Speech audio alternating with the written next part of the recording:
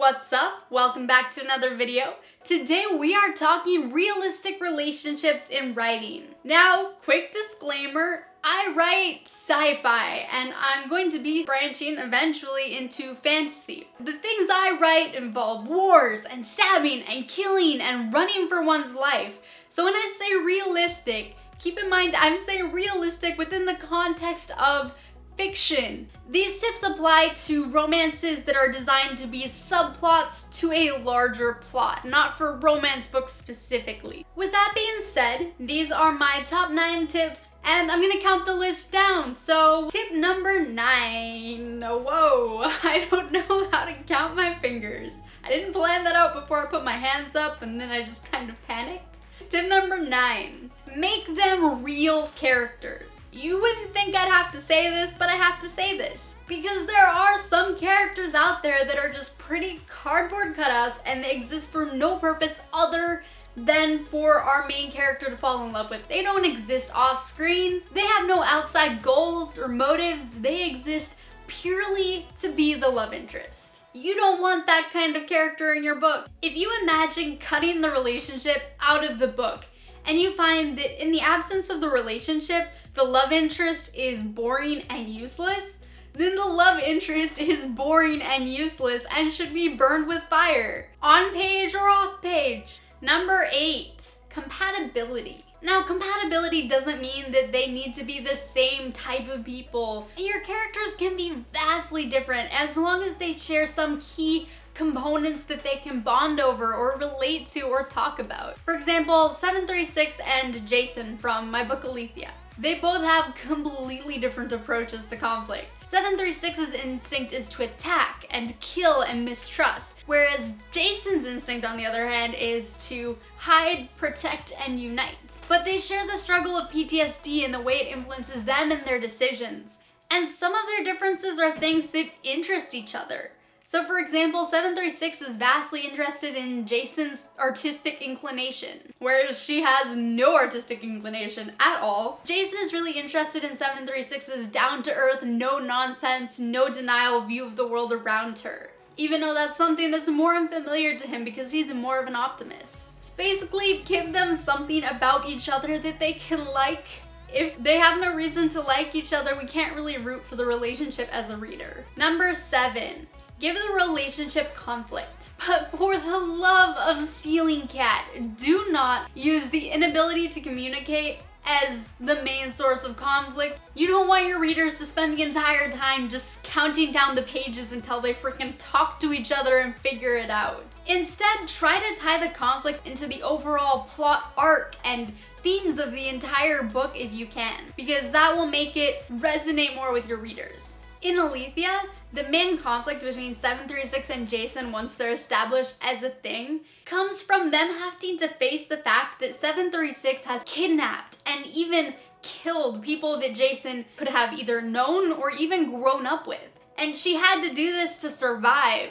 But for a long time, she's been in this category of people that to Jason was the enemy. And then on Jason's side, Jason struggles a lot with his instincts to protect women, and this ties into his childhood. So this comes to a head when they're faced with the conflict of Jason trying to protect an innocent woman who he cares about, where the attacker is the woman he loves. The attacker is 736. And what makes this work so well is the conflict is then woven directly into their character growth and the themes of the book, which gives it depth and relevance.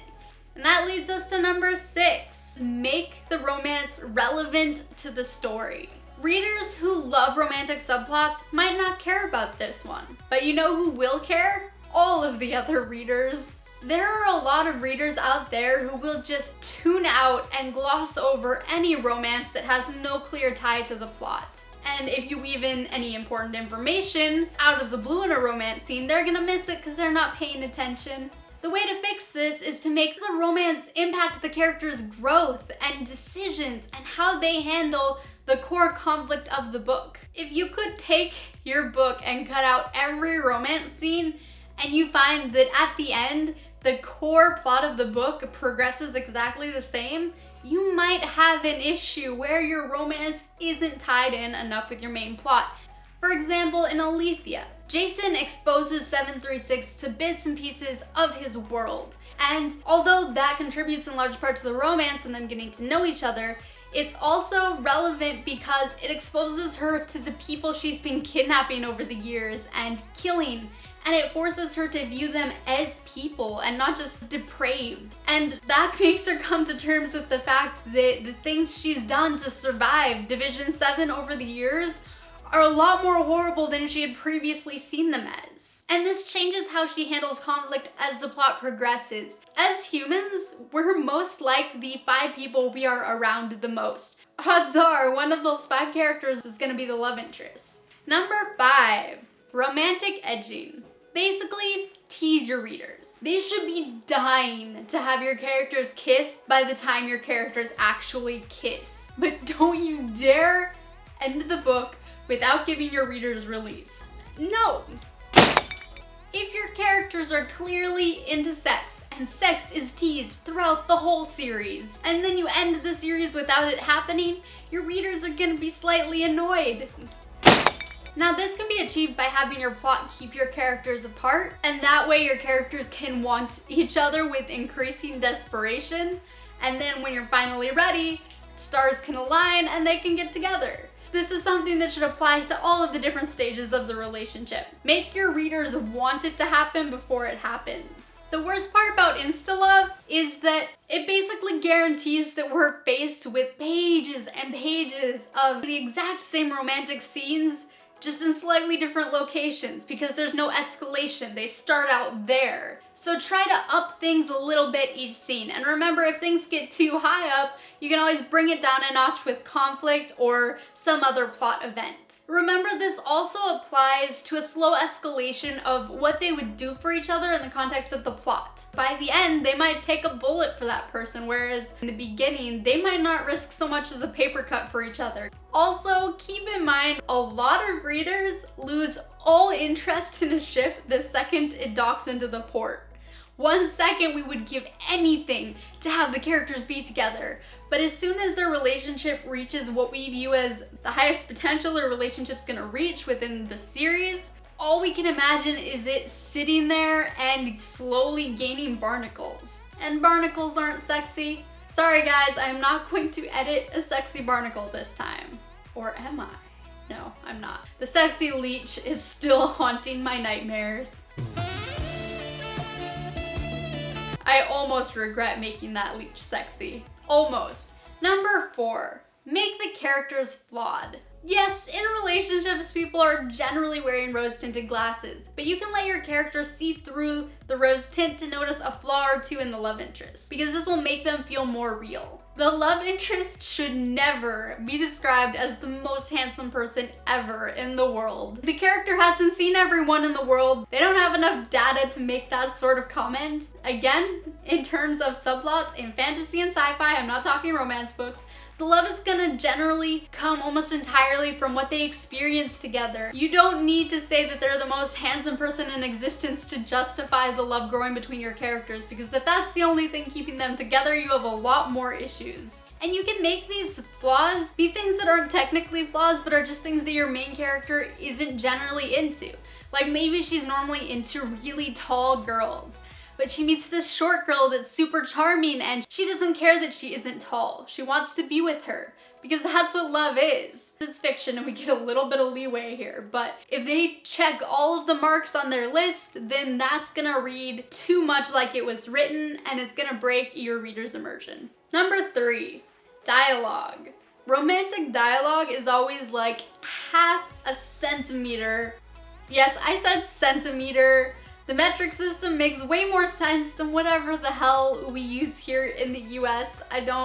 Why are we like the only country that chooses to use a different form of measurement? I don't understand. Anyways, romantic dialogue is always like half a centimeter away from cringe. Banter is cute, but banter and inside jokes can only get your characters so far. For them to fall in love with each other, they have to actually know something about each other. Otherwise, it isn't really love, it's more like infatuation or lust. Now, you can't dedicate pages and pages to them just getting to know each other if you're writing, again, a fantasy or sci-fi book, but you can lead up to it and kind of start the conversation and then fade to black, or you could use the conversation as a good excuse to weave in important plot information. Number 2, make sure there is an arc. I get that some people are into pantsing, but you should have kind of in the back of your mind a plan for where this romance is going and what's gonna happen between point A and point B. The romance has to change over time, and although your characters don't need to know where it's headed, you as the writer do. And you should probably know this for the whole series. Because if in book 1, the book ends with their relationship being all waffles and butterflies, then when you come to book 2, there's gonna need to be some sort of conflict. And the romantic arc needs to be different in each book because your characters are different, their relationship is different. And last but not least, thing to consider number 1. Remember that your characters influence the relationship. The speed, the way it plays out, the conflicts. You can't make this cookie cutter. Pacing is gonna be vastly different based on your characters. Also, age and experience have huge influences on the way the romance is gonna play out. If you're writing YA, then the romance needs to be relatable to the young adults who are reading this, in which case you may actually need to introduce some forms of conflict that for adult readers might be frustrating, but if your niche is young adult, that's the kind of conflicts that they're going to relate to more. Also, YA characters will generally move a lot slower on the sexual side, but a lot faster on the emotion side of things. Whereas if you have characters in their late or even mid-20s, it's gonna be flip-flop. And that's kind of a generalization. Of course, some people reach their 20s without having had any romance experience. Again, this depends 100% on your specific character. And that was it for my tips for this video. If there's anything that you think was missing from this list, let me know in the comments down below. Is there anything on this list that surprised you didn't really expect? If you liked this video, please give it a share and I did a thumbs up for the share. Please give it a share and a thumbs up. It really helps the channel grow and it helps me keep bringing these videos to you. If you are interested in Aletheia and seeing how I handled the romance in Aletheia, you can purchase it on Amazon, Barnes & Noble, Book Depository. And thank you so much for watching. As always, I will see you in the next video.